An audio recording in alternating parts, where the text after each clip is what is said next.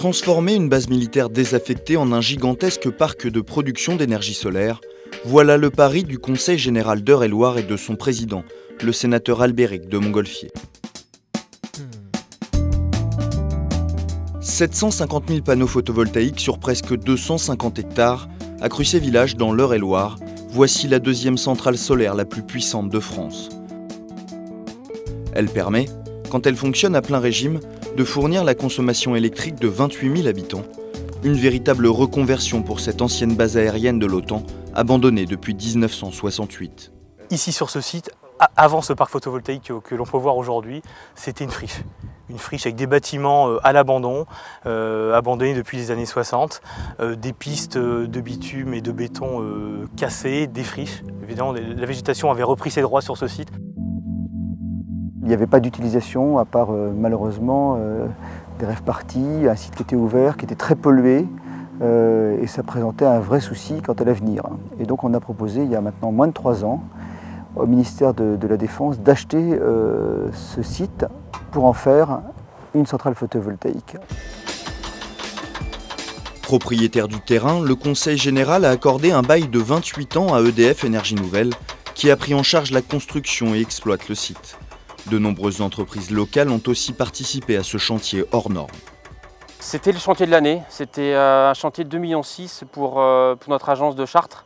Donc c'était 2,5 km de tranchées, c'est 168 km de câbles et 35 milliards d'activités avec du personnel essentiellement basé dans la région. Toutes les câbles sont raccordés en série, les panneaux sont reliés les uns aux autres et tous ces câbles-là sont reliés sur des boîtiers d'alimentation qu'on voit en bout d'allée. Une technologie qui n'en est encore qu'à ses débuts, un panneau fournissant seulement l'énergie pour une ampoule. Mais pour la filiale d'EDF dédiée aux énergies renouvelables, c'est surtout l'occasion de se positionner sur un marché en devenir. Ça représente un vrai challenge technique. C'est aussi un développement de nos capacités qu'on va pouvoir désormais utiliser un peu partout en France, mais surtout partout ailleurs dans le monde. Si ce projet a pu se monter, c'est surtout grâce aux subventions importantes dont bénéficiait le photovoltaïque jusqu'en juin 2012. Car cette technologie a un coût important, financé par le consommateur via une taxe sur sa facture d'électricité. Un choix écologique plus qu'économique et un pari sur l'avenir.